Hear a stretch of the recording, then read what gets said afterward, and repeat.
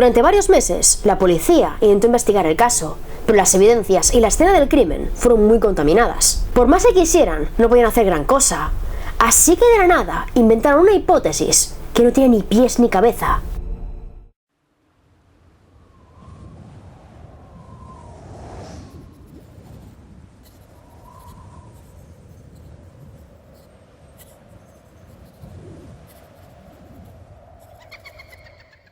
Muy buenas a todos y bienvenidos un día más a mi aterradora biblioteca. Por si no me conoces, me presento. Me soy Netflix Flisher y cada semana, si todo va bien, traigo a este canal los misterios más impactantes de la historia. Sí, lo sé, mi voz da todo asco, pero no sé vivir sin trabajar, así que aquí estamos. ¿Debería estar en la cama? Pues no te diré yo que no. Pero es que no puedo estar ahí tapada haciendo nada. No puedo. Pero bueno, a lo que hemos venido. En el día presente os traigo el caso de los Galindos, el cual a día de hoy sigue sin resolverse. Lo habéis pedido un montón, así que no me enrollo más y os interesa el caso de hoy, ya sabéis. Apagad todas las luces, cerrad todas las puertas y poneos cómodos, porque aquí empiezan vuestras nuevas pesadillas. Y bueno, y así más, empezamos.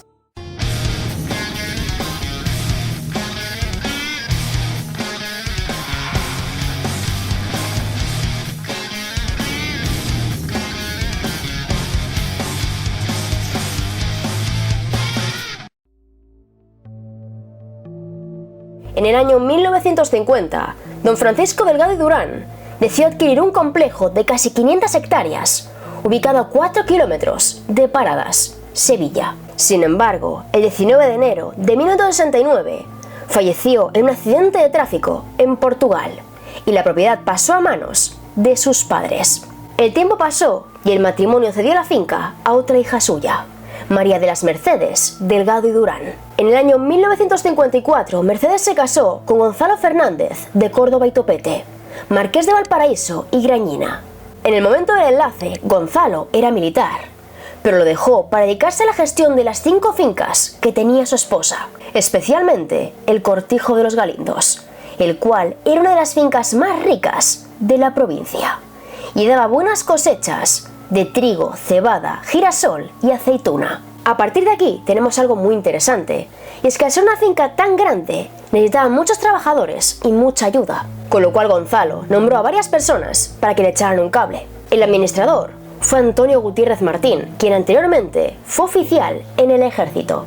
El capataz fue Manuel Zapata, de 59 años, quien se mudó a la finca junto a su esposa, Juana Martín, de 53. Y ya a partir de aquí están el resto de empleados. Gente que estaba allí de forma fija, gente que estaba de forma temporal, tractoristas, braceros. Había muchísima gente trabajando en los Galindos. Y este lugar estaba distribuido de la siguiente manera. A través de un portalón accedías al patio principal y en torno a este había 4 casas. A mano derecha estaba la del capataz, a mano izquierda la de los marqueses. Y en la parte frontal, 2 edificios destinados a guardar utensilios y maquinaria. Y aparte de esto, por supuesto, estaban los terrenos. Tras el pequeño contexto, va siendo hora de que conozcamos lo que pasó el día de los hechos, 22 de julio de 1975. La mañana fue completamente normal, tranquila, sin incidentes, y llegada la tarde, las temperaturas se dispararon. Varios empleados estaban trabajando en los campos, cuando de pronto son las 4:30 más o menos, vieron una columna de humo saliendo de la zona de los edificios. Era algo muy extraño, porque en esa zona no se quemaba nada. Era muy peligroso hacer algo así, con lo cual Antonio Fenet, de 36 años, decidió dejar su trabajo para acercarse a ver qué pasaba. El hombre va hacia allí, abre el portón, y una vez en el patio principal, ve que el fuego sale del cobertizo y que de ese humo emerge un fuerte olor a gasoil. Alguien quemó un montón de paja en el cobertizo y ese fuego estaba extendiendo por todas partes. Así que Antonio fue a casa del capataz, pero tras mucho golpear la puerta, nadie respondió. Y lo más impactante de todo es que a través de esta vio un reguero de sangre que se adentraba en una habitación. Es todo muy confuso y en pocos instantes la finca entera se llena de gente. Llegan jornaleros, lo revisan todo, intentan apagar el fuego. Y aprovechando este momento, Antonio Fenet y Antonio Escobar, otro empleado, se van corriendo al cuartel de la Guardia Civil. La denuncia por lo que está ocurriendo es interpuesta a las 5:15 de la tarde y en apenas unos instantes 3 guardias civiles llegan al cortijo y se ponen manos a la obra. Mientras varias personas apagan el fuego, la policía entra en la casa del capataz y sigue el rastro de sangre, descubriendo que en el dormitorio principal está el cuerpo sin vida de una mujer. Esta mujer era ni más ni menos que Juana Martín Macías, esposa del capataz, y a simple vista ven que ha sufrido una brutal paliza. A Juana la han golpeado en repetidas ocasiones con un objeto de metal llamado pajarito, el cual era una barra de hierro de las empacadoras de trigo. Juana tenía golpes por todo el cuerpo, pero especialmente en la zona del rostro, zona que además había sido limpiada con agua. Este ataque parecía muy personal, muy íntimo, cosa que hace pensar a los agentes que la mujer fue asesinada por alguien muy cercano, un amigo, un hermano, un marido. Pero justo antes de cerrar el caso, la gente que está apagando el fuego llama a la policía y dice que hay 2 cuerpos más. Y es que al parecer, debajo de la paja que estaba ardiendo estaban los cuerpos sin vida de José González Jiménez, un tractorista de 27 años, y su mujer, Asunción Peralta Montero, de 34 años, la cual está embarazada de 6 meses. Junto a estos cuerpos cabe remarcar que según algunas fuentes, había una pequeña bala de pistola, bala que en ningún momento fue investigada. Pero a este punto llegaremos más adelante. La policía no entendía lo que estaba pasando, y con 3 cuerpos pensaban que el caso ya estaba cerrado. Muere Juana, muere José, muere Asunción, pero de la nada aparece un nuevo camino de gotas de sangre, un camino que conduce a un 4.º cuerpo, el del tractorista de 40 años, Ramón Parrilla González. Ramón murió de una forma muy distinta a los demás, ya que a este hombre le dispararon en varias ocasiones con una escopeta. Primero le dispararon en los brazos, después por la espalda, y finalmente lo remataron con un disparo en la cabeza. El cuerpo sin vida fue cubierto con paja, y después alguien le clavó una horca, o bien para rematarlo, o bien para marcar el lugar donde lo había escondido. A partir de aquí llega una parte bastante caótica, y es que la escena del crimen no fue bien preservada. Todo lleno de policías, periodistas y curiosos. Curiosos que, por cierto, lo tocaron todo. Las armas del crimen, la sangre, movieron los cuerpos, los tocaron. Y los periodistas tampoco respetaron nada. Y ya para más Inri, se dice que un policía, en mitad de la investigación, se ausentó para orinar en una esquina. Y otra cosa muy impactante es que cuando la policía se enteró de que Televisión Española cubriría el caso, limpiaron la escena del crimen y se lavaron las manos. Volviendo al caso en sí, la policía buscó sospechosos, y entre ellos estaban los siguientes. Por un lado estaba el marqués, Gonzalo Fernández, de Córdoba y Topete, pero este hombre durante el incendio no estaba en Sevilla. De hecho se dice que estaba en Málaga asistiendo a un entierro. Por otro lado está el administrador, Antonio Gutiérrez Martín, que la mañana de los hechos estuvo en el cortijo, pero cuando surgió el incendio no estaba allí, porque más o menos a las 12 se fue en coche. Y en tercer lugar estaba Manuel Zapata, el capataz, quien era el esposo de la primera víctima mortal, Juana. No había ni rastro de él por ninguna parte e inevitablemente surgieron los rumores. Todo el mundo sabía que este hombre tiene un carácter muy fuerte y según las habladurías, podía tener una aventura con la esposa de José, Asunción. Es ahí cuando surge la primera hipótesis. Pensaban que José sospechaba de este romance, así que el 22 de julio organizó una reunión entre los 4, Manuel, Juana, Asunción y él. José recoge a su mujer en paradas, la lleva a la finca y los 4 empiezan a hablar. Pero por un motivo u otro, Manuel se altera bastante y en mitad de una discusión mata a su mujer, a José y a Asunción. Pero una vez lo hace, Ramón entra en escena y como no quiere testigos, agarra una escopeta y lo mata. Esta historia tenía algunas fisuras, pero más o menos tenía sentido. Sin embargo, lo que no tiene nada de sentido es que la noche del crimen, la policía deja al marqués y al administrador de la finca dormir allí. Han muerto 5 personas, todo está lleno de sangre, lleno de gente, se está investigando el tema. Y aún así, el marqués y el administrador se quedan a dormir. Y no solo se quedan un día, sino 3. Aquello no tenía ningún sentido y con el paso del tiempo dio lugar a especulaciones. 3 días después del crimen apareció un 5.º cadáver en la propiedad. Y este era ni más ni menos que el de Manuel Zapata, el supuesto asesino al que todo el mundo estaba buscando. El cuerpo de Manuel estaba en avanzado estado de descomposición y se hallaba oculto en un montón de paja que aparentemente ya había sido revisado. Junto a ese montón de paja, días atrás, un policía orinó. Supuestamente lo miraron, lo revisaron y allí no había nada. Y otra cosa muy llamativa es que Manuel, según la autopsia, fue el primero en morir, cosa que daba a entender que no pudo matar a sus compañeros. La causa de la muerte fue la misma que la de su esposa, golpes contundentes, y todos ellos fueron realizados con un pajarito. Durante varios meses, la policía intentó investigar el caso, pero las evidencias y la escena del crimen fueron muy contaminadas. Por más que quisieran, no podían hacer gran cosa.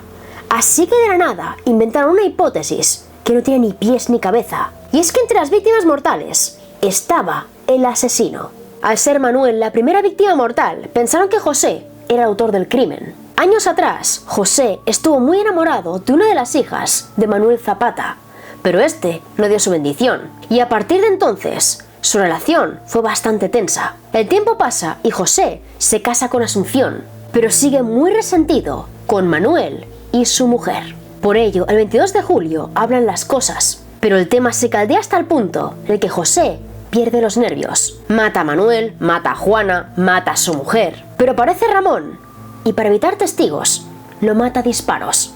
Cuando acaba todo el crimen, José decide borrar pruebas, así que crea un fuego en el cobertizo. Y en este punto pueden pasar dos cosas. La primera es que accidentalmente se quemara, y la segunda es que lo hiciera de forma consciente. Esta hipótesis no tiene ni pies ni cabeza, con lo cual el abogado de la familia de José, Manuel Toro, hizo todo lo posible por demostrar que estaba equivocada y que José bajo ninguna circunstancia mataría a aquellas personas. Era un buen hombre, no tenía problemas con nadie y su mujer estaba embarazada de 6 meses. Solo hacía 7 meses que estaban casados y todo entre ellos iba a la perfección. No tiene ningún sentido que de la noche a la mañana decidiera matarlos a todos, pero para la policía todo estaba cerrado y la única explicación era esta. Los años pasan y llega el año 1981, cuando aparece una carta que lo pone todo patas arriba. La carta aparentemente está fechada del 18 de febrero del 76 y alguien se la envió a José Gómez Salvago, quien en aquellos momentos era alcalde de Paradas. El autor del escrito dijo que la única persona que debía morir el 22 de julio era Manuel Zapata, el capataz, y que el resto de personas perdieron la vida por accidente. El autor aseguró que él mató a Manuel Zapata y que le pagaron 10.000 pesetas por cometer el crimen, pero sin embargo aseguró que no mató al resto de personas y que esos crímenes los cometieron otros hombres. En esta carta hay algunas inconsistencias, pero aún así permitió que el caso fuera reabierto y que le encargaran una segunda autopsia al reputado forense Luis Frontela, quien hizo los análisis el 27 de enero de 1983.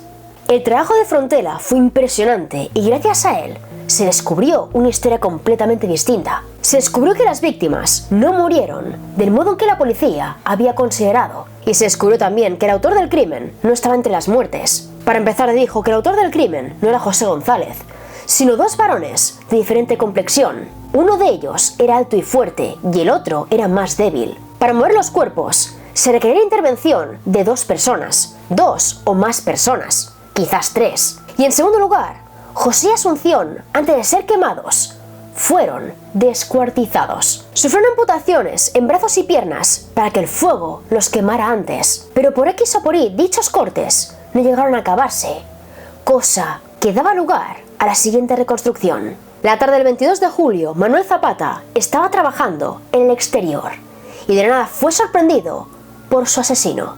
El asesino en cuestión agarró un pajarito y lo golpeó en varias ocasiones. Lo golpeó 1, 2, 3 veces y cuando acabó con su vida, cubrió su cuerpo con paja. El asesino, acompañado por otro hombre, se dirigió a la casa del capataz y una vez allí se encontró a Juana descansando en una silla. Se acercaron a ella, la golpearon con el pajarito, la mataron y después la llevaron hasta el cuarto. Aquí pasa algo muy interesante y es que si miramos los restos de sangre, vemos que en primera instancia el cuerpo es arrastrado, pero después ese arrastre desaparece y se convierte en gotas, lo cual nos da a entender que entre los 2 hombres levantan el cuerpo y se lo llevan.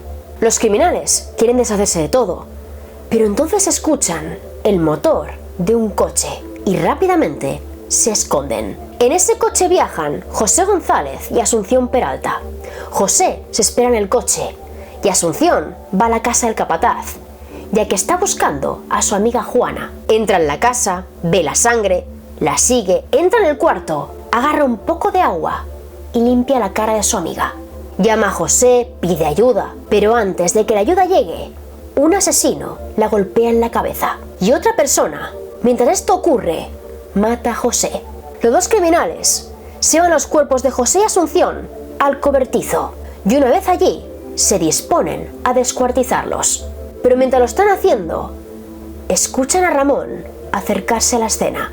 No pueden dejar testigos, con lo cual uno de los criminales agarra una escopeta y dispara a Ramón hasta matarlo. Cubre el cuerpo con paja, lo abandona, vuelve al cobertizo y ahí los criminales ya no pueden más. O queman los cuerpos u otra persona aparecerá en la escena. Así que los tapan con paja, echan gasoil y prenden fuego. Y aprovechan este momento para huir. En abril del 86, la esposa del capataz de una finca vecina afirmó que su marido, quien ya había fallecido, vio a un joven manchado de sangre saliendo de los galindos el día del crimen. El hombre no conocía a aquel joven. Le llamó la atención su atuendo militar y el dinero que llevaba encima.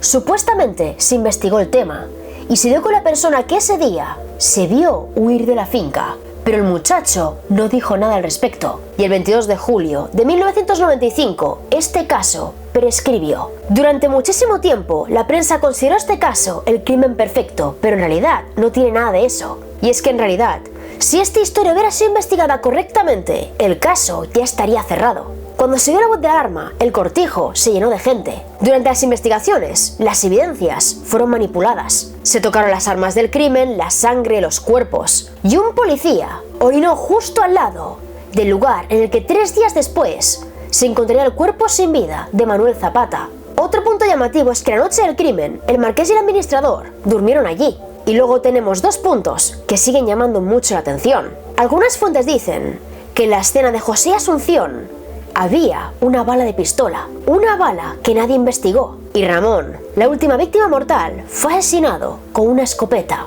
no con una pistola. Y otro punto que parece muy importante es que en una casa abandonada, ubicada en una finca vecina, había sangre que no pertenecía a ninguna de las víctimas mortales. Y esta sangre, una vez más, parece que no se investigó. Había muchísimos puntos que se pasaron por alto, y ya para más Inri, el sumario del caso se encuentra en paradero desconocido desde agosto de 2014.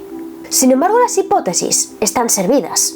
Una de las hipótesis contempla que las 5 muertes se debieron a una disputa de herencias. También se contempló que en la finca de los Galindos había una doble contabilidad, y es que parte del trigo producido allí no se declaraba, ya que posteriormente era vendido en el mercado negro.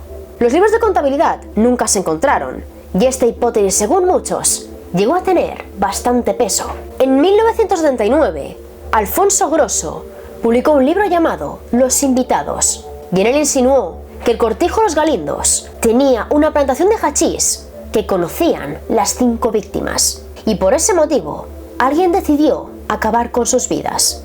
Sin embargo, con el paso de los años, el autor admitió que todo aquello fue fruto de su imaginación y que no tenía pruebas de nada de lo que había escrito. Hay muchísimas hipótesis más, pero la más reciente y la que algunos creen que tiene más peso de todas es la que surgió de la mano del hijo de los dueños de la finca, Juan Mateo Fernández de Córdoba. Este sujeto, en 2019, publicó un libro llamado El crimen de los Galindos, toda la verdad, y en él contaba lo que él consideraba la realidad de este caso, y es que el móvil del crimen fue un fraude económico en la cooperativa Coduba, en la cual participaba la finca Los Galindos. Manuel Zapata, el capataz, tenía muchísimo aprecio al padre de Mercedes, dueña de la finca.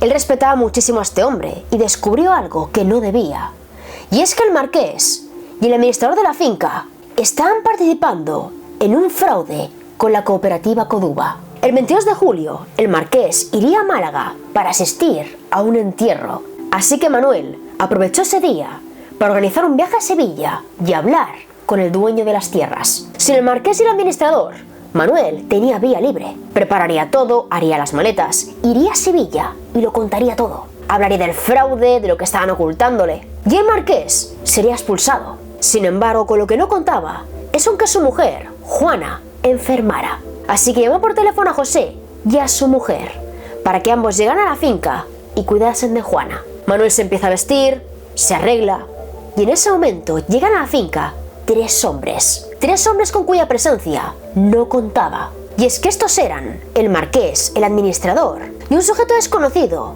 al que el autor llama Curro. Estos hombres sabían lo que iba a pasar, sabían que Manuel se iría de la lengua, con lo cual le ofrecen dinero a cambio de un silencio. Pero Manuel no acepta. Le insisten, sigue negándose, vuelven a insistir. Y viendo que el hombre no va a ceder, Curro le golpea en varias ocasiones con un pajarito. Primero fue un golpe que lo dejó aturdido y después siguió con varios más hasta matarlo. Los gritos de Manuel alertan a Juana y los tres implicados deciden acabar con ella. Según el relato, quien acaba con sus vidas es Curro, pero el marqués y el administrador le ayudan a ocultar los cuerpos y ya después de eso se marchan. Suben a un coche, se van a Málaga y a partir de ahí hacen como si nada. Curro se queda en la finca para esperar a José y a su mujer, pero mientras está esperando llega Ramón y sabe que este hombre lo descubrirá todo. Verá la sangre, verá los cuerpos, así que toma una escopeta y lo mata. Según el autor de esta hipótesis, en mitad del crimen aparecen José y Asunción, y a Curro no le queda otra que acabar con sus vidas. Se acerca al coche con la escopeta en la mano, pero ya no tiene balas, así que los mata a base de golpes, y después lleva los cuerpos al cobertizo y procede a descuartizarlos. Siente que en cualquier momento hará más gente, con lo cual lo deja todo a medias, prende fuego a los cuerpos y huye. El marqués murió en Jerez en 2015, arruinado, y su hijo nunca entendió por qué tenía 11 millones de pesetas en la caja rural de Utrera y por qué nunca tocó ese dinero. Y otro punto interesante es que Mercedes, antes de morir, le confesó a su hijo algo muy llamativo, y es que al acabar la investigación fue a la finca y entró en la casa principal, la cual siempre estaba cerrada a cal y canto. En la casa principal nunca entraba nadie, y las únicas personas que tenían llave eran ella y su marido. Esto puede parecer muy absurdo, pero el motivo por el cual nadie podía entrar es porque en aquella casa Mercedes guardaba cosas de su difunto hermano, cosas que para ella eran un tesoro. Sin embargo, en el momento en el que entró, se encontró un charco de sangre dentro de la casa, lo cual en su mente daba a entender que su marido estaba implicado en el crimen. Pero en lugar de llamar a la policía, Mercedes lo limpió todo y pasó página. Así que ahora es tu turno.